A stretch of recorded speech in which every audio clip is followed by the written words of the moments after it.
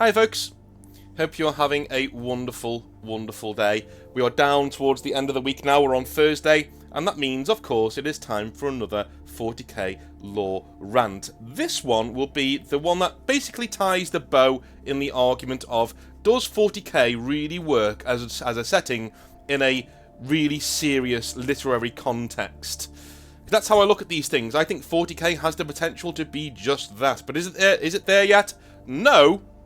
And today we're going to discuss what I think the main reason for that phenomenon actually is. If you like what I do, the subscribe button is down below. And if you can help me reach my 15,000 subscribers by the end of the year, you will be a legend for doing so. Now,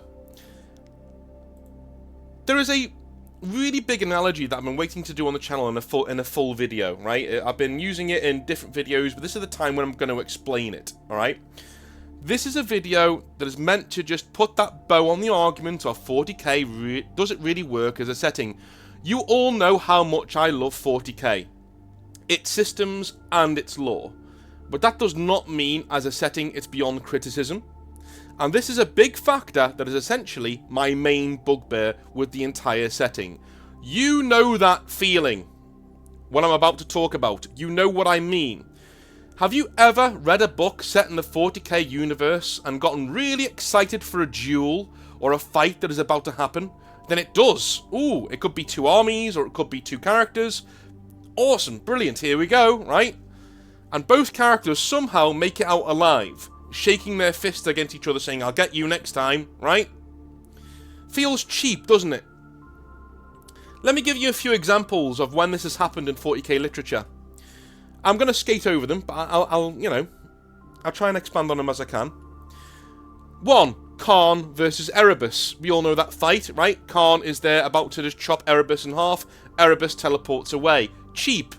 We don't need Erebus anymore, right? Erebus is not a character who is needed in 40k beyond starting the Horus Heresy. At this point, we don't need him. It would have been a really cool shock moment to have Kharn kill Erebus in their duel, right? In their duel. I think it's in Betrayer, or it's at the end of, yeah, I think it is Betrayer, or the end of Last Heretic. I can't remember. But anyway, it would have been really cool to see that duel come to its natural conclusion and Kharn kills Erebus. We don't need Erebus past this point. Why are you keeping him alive? In a normal novel, Erebus would be dead. In any other novel, Erebus would die at this point. But not in a 40k novel, not in a Horus Heresy novel. Why? Because we've got to sell models. I'll get into that later. Number 2, Sigismund versus Abaddon. Once again, we can't really kill Abaddon off. We know that because he's going to be the big bad of 40k going forwards. But it is really cheap to have him fighting Sigismund on Terra during the Horus Heresy. And we know these guys are not going to, you know, ever get any sort of ending to their duel. At least not now. And so what's the point of even putting them on screen? What is the point of even having them fight in the book? We know how it's going to end. Have them fight off screen. We don't need to see it, right? We know how it's going to end. We don't need to see it. Number 3, Garviel Loken versus anybody who isn't Little Horus. All right? We know the Loken story with Little Horus. We know that that's going to end with him killing Little Horus. I think it's in the Saturnine novel where he finally, and that is one of the moments in 40k literature where I literally sat back and thought, oh my god, that felt really good. That felt really good. Somebody actually dying in a duel who doesn't come back. Lovely stuff, liked it. But Loken versus anyone else, you know it's going to be an honourable duel that they both walk away from going, oh, I'll get you next time, Loken, oh, I'll get you next time, right? Always happens. Number 4, Abaddon versus Celestine. This happens in the modern lore at the end of 7th edition. Abaddon's fighting Celestine, neither of them die, neither of them take any real wounds. Both of them leave each other alone and go and do their own thing afterwards. It's ridiculous. Number 5, Mortarion versus Guilliman. Yes, Mortarion's form is expunged from this mortal coil, but he's a demon. He'll be back, and Guilliman's Guilliman. Magnus, number 6, Magnus versus Guilliman. Again, same thing happens again. You know, Magnus gets defeated. I know, but he's still going to come back. He's not dead permanently. There are no stakes. We move on. Number 7, anybody versus Vulcan, with too many to name. Vulcan has a duel with everybody. He ends up dying in every single one of them because he can't fight for shit. And the people who he fights against never die either. And number 8, probably the most egregious one, Yarrick versus Gazgul. Those guys have been fighting for decades, with neither of them winning. Why? Because Games Workshop wants to sell you models. There are certain parts of 40k as a setting that are engineered to ensure that there are no stakes. It's why I don't like demons. I understand what they are as a threat. I understand why they come back, why they're technically immortal. I understand that, and that's cool. But there's just something that rubs me up the wrong way with how cheap that is, because 40k doesn't use it as a big force that's, oh my god, that they're unkillable at the end, you know? We've got to really watch ourselves around these guys. No, demons are easily killable, just not for good. Just not for good. And they use it as a crutch, they use it as a get out of jail free card. When they painted themselves into a corner, they have the guy banish the demon, and the demon will just come back one day going, ah, I'll get you, right? Hello, Lord Drago, right? That's Lord Kaldor Drago's story from start to finish, is him killing demons and I'm not really killing them because you can't give them a true death. Ridiculous, hate it, moving on.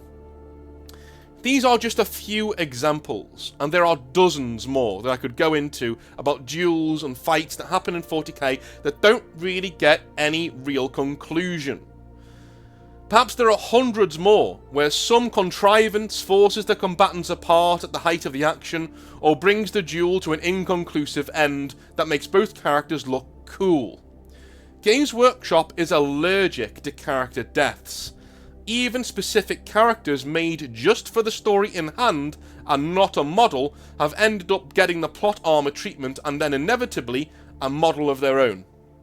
I'm sure those of you who were back in the day of Horus Heresy, back in 2006 when you were first reading the books, and it felt like anything could happen, anyone could die, it was really, really cool, and then models started dropping for the characters in the books, and a lot of my friends were like, this is great, but we now know the ending for these characters, they're never going to die. Games Workshop will not kill off characters if there's a model attached to that character. They won't. They're terrified of you not buying the character. Why? Because they don't respect your intelligence, that's why. Alright? Let me take a quick drink of tea. Alright, they think you'll throw your pacifiers, your dummies out the pram. Before, you know, because your favourite character died. I seem to remember Eldrad dying back in the day. He came back, of course, because, you know, this is Games Workshop we're talking about. I remember Eldrad dying back in the day, and the fans weren't asked. Like, they literally, like, even, I was an Eldar player, I knew many other Eldar players, they were like, wow, that was a good send-off for Eldrad, that's cool. You know, there are a few salty people here and there, but most of the time, yeah, I'm still going to buy Eldrad, he's going to be my Farseer now. You know, I'll just use him as a normal Farseer with Eldrad's rules. Cool, no problem, right? Just, never mind. This is a setting that's meant to sell your models, guys, and it's not meant to act as a serious setting in which actions and consequences matter. I firmly believe this is the biggest problem holding 40k back from being genre-defining and an event in the sci-fi space. Because that's where it could be. Warhammer 40,000 is a setting of such vast complexity and intrigue and awesomeness and there's nothing really like 40k out there. We've said this many times before on the channel. It's gothic stylings, it's ultra in-depth, you know, Teutonic leanings in certain factions, and all of the different genres it pulls together into this glorious soup. There's nothing really in sci-fi or fantasy in general quite like Warhammer 40,000. It has the potential to be a seminal work in the sci-fi space. Absolutely. It has the absolute potential to be just that. But it's not. It's not because the gaming side of things holds it back, and it doesn't need to. You can have the game and a really cool setting with stakes and consequences. You can have both. You don't have to choose one or the other. Right now, 40k is massive, let's be honest, but it's sitting in the corner of sci-fi literature. Like an abused stepchild. Away from all the actual, quote-unquote, seminal works that it stole from. Things like Dune, Alien, Starship Troopers, Star Wars, Star Trek, and so on. And even things like Mass Effect and Firefly. 40k isn't in that sphere. It isn't sci-fi literature. No matter how much it dresses itself for the part, it isn't sci-fi literature because it's a setting meant to sell a product, not a setting just to be a setting and a piece of art, a piece of work, right? There are no stakes in 40k at all. At all. No characters will die for good. And even if they do, like Yarick, it happens off screen, and it's terrible, right? But no characters really die for good. Armies are never really wiped off the map. The map itself never really changes. I know we've got the Citrix Maledictum, the Great Rift in the middle of the galaxy. We've got Imperium Nihilus and the Imperium itself, right? But those are superficial changes. Territory doesn't really change. The Imperium's still the Imperium. It's just one has the Emperor's Light in it and the other one doesn't. You know, the other one disproves the fact that you need the Emperor's Light at all, by the way. You know, the Imperium Nihilus, as much as I like it as an idea, it sort of means the Emperor doesn't need to be on the Golden Throne, because it's still there, it's still surviving. If it's still surviving, what the fuck do we need the Emperor on the Golden Throne for? We don't need the Astronomicon anymore. Right? They don't think about these things, it's not a serious setting. There's no internal consistency or stakes. When a lore event happens in 40k, you know that both parties involved in that lore event are going to look good. You know both parties will get their separate wins, and even if one makes out as the winner technically, it's a Pyrrhic victory at best. At best. But why do they do this? Well, hammering on a faction in the lore, generally, you know, say Games Workshop would have you believe, devalues their product and makes them look weak. You know? But here's where I'm gonna argue against that. A lot of people that I speak to love the Thousand Sons. Why? Because they're the most misunderstood, downtrodden, and bullied faction in Warhammer 40k, or at least in Horus Heresy, right? They were the target of the Space Wolves, and they were the legion by which the Space Wolves were given a nearly effortless win against another legion, just so they could look good, right? This is the very core of the Space Wolves suck ass argument starts in this area. But it didn't diminish the popularity of the Thousand Sons. In fact, it made them more popular. More people got into them to say, do you know what? Fuck these Space Wolf pricks. These fake chads. Those aren't chads. Those are arseholes. These are the really whiny, overly aggressive man-children of the 40k setting. Fuck those guys. I'm gonna collect Thousand Sons. They're cool. And I like magic powers. Let's do it, right? It made them more popular. And as much as I don't like it, because it's an effortless win for the Space Wolves, even if it's got mitigating circumstances in there, as much as I don't like it, a clear loss for the Thousand Sons just made them more popular. It gave them depth. I say this all the time to writers, all the time. Whether I'm doing a class, or I'm doing one-on-one tuition, or I'm doing a video, the limitations of a character are far, far more interesting than their strengths. Okay? The reason why Superman isn't that interesting is he doesn't really have any limiting factors. Yeah? The reason why people like Batman more, for the most part, I don't agree, but here we are. But the reason why people like Batman, for the most part, is he has flaws. There are many parts to him that you wouldn't like in your own psyche. He doesn't always win. Sometimes he takes on, like, especially with the Joker, especially, you know, he very rarely gets a clean win against the Joker, right? His limitations are far more interesting than his strengths. Have you ever noticed, like, back in the day, I'm going to bring wrestling in here. It is a part of the video that I really wanted to get my analogy out there. Because I think, well, I'm going to just read it off. Whilst most sci-fi settings have a lot to do with classic sci-fi tales and literature, 40k is written like a wrestling show. I have spoken about this several times, but the crossovers are weirdly apt. And this is where I wanted to set it in stone. I've sort of touched on this a few times in videos, but this is where I really wanted to go into it in detail, alright? There's 3 main points how wrestling and 40k are written in exactly the same way. See if this sounds familiar to you, and I'll remind you towards the end, alright? Number one. In wrestling, the performers are rarely made to look weak, quote unquote, as this devalues the wrestler in question and their ability to draw money from the crowd. So, even if a wrestler loses, they will do so heroically even if they are the bad guy. This is considered good booking. It makes everybody look strong and everybody makes money. It still astounds me to this day that many companies within wrestling still book certain wrestlers to look bad, and then they get surprised when they don't draw any money. You know, but that's a video for another time. Number 2. If 2 performers are considered of equal standing, and one beats the other, it is normally prudent to have a rematch where the other one wins and gets that win back. You elevate both performers to main event status by booking this way. Number 3.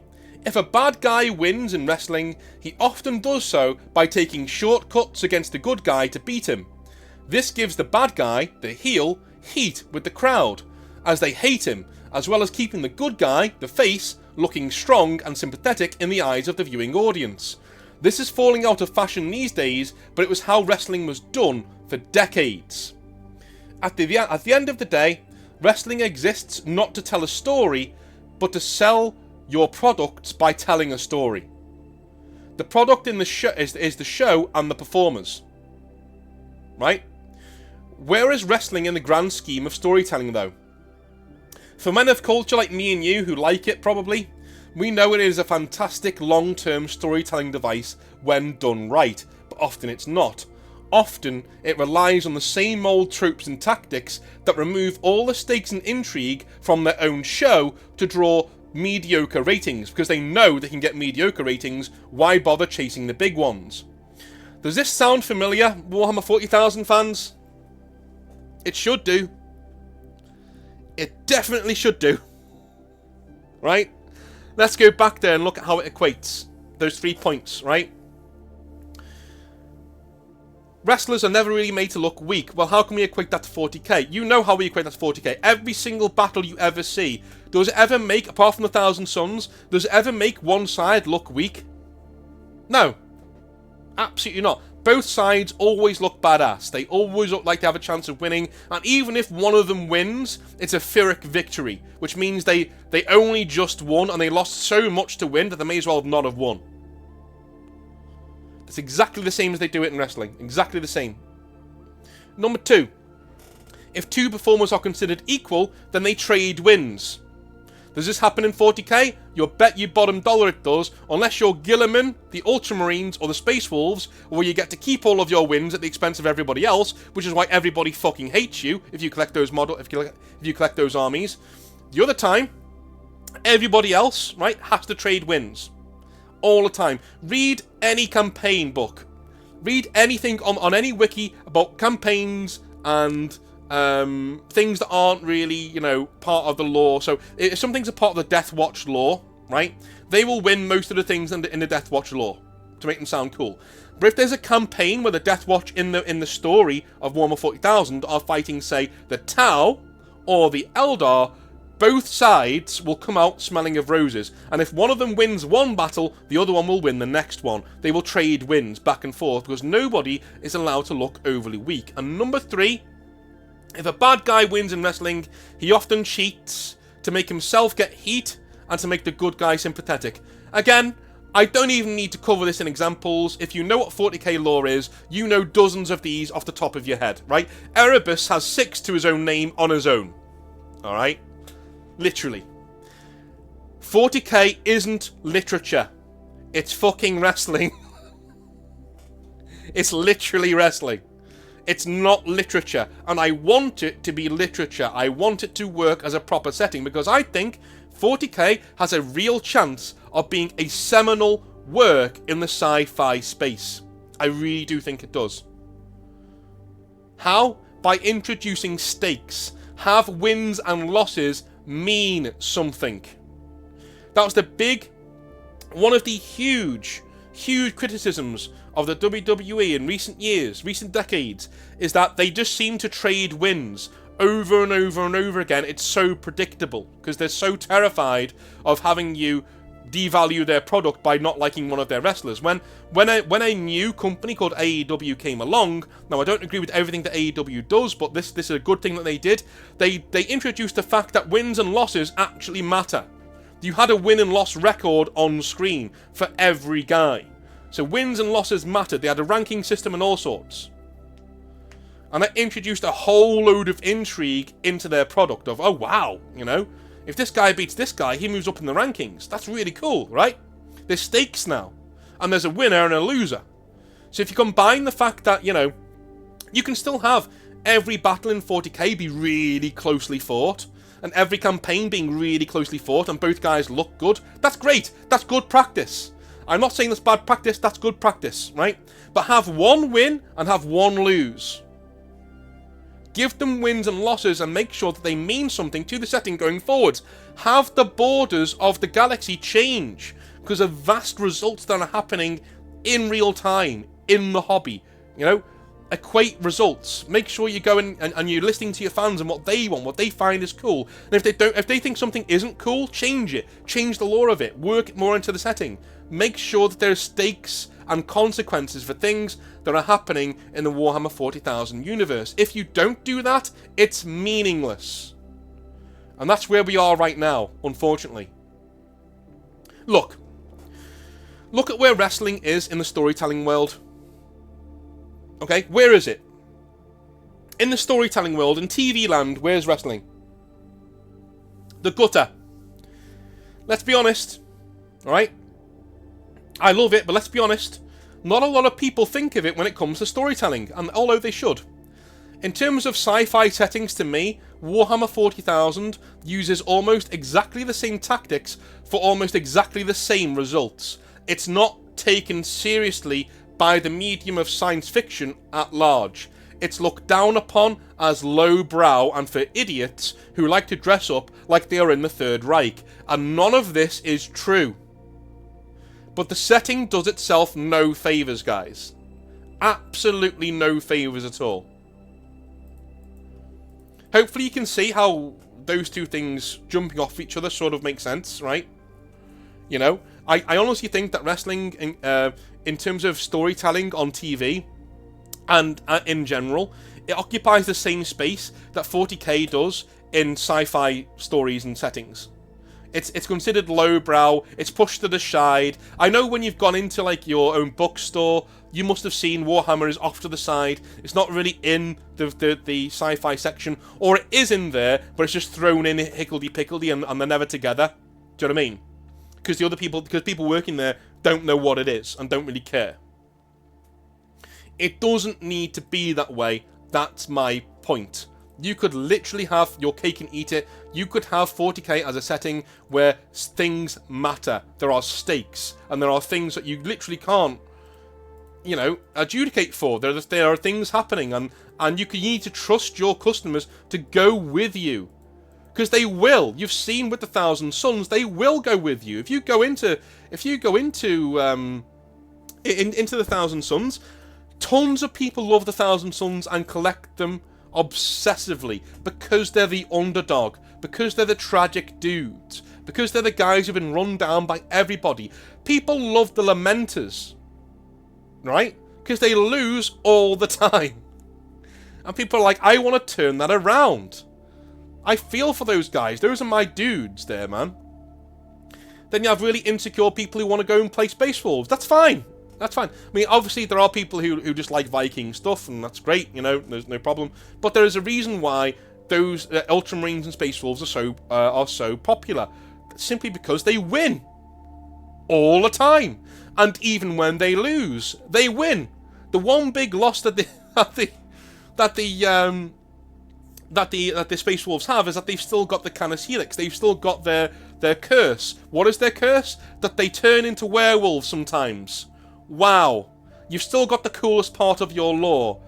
Boo-hoo. Right, let's move on, shall we? Stakes should be a thing in 40k. Wins and losses should matter. And until they do, our hobby and the setting that is in it will always be lowbrow when it comes to sci-fi. What do you guys think? Have I gone too far? Am I dreaming of something a bit too... Am I dreaming a bit too much of something that 40k can never actually be? I don't know. Is it working for you right now? Am I talking nonsense? Let me know in the comment section down below. I love you a long time. I'll speak to you tomorrow for some more Hobby Nightmares. And have a good one. Bye.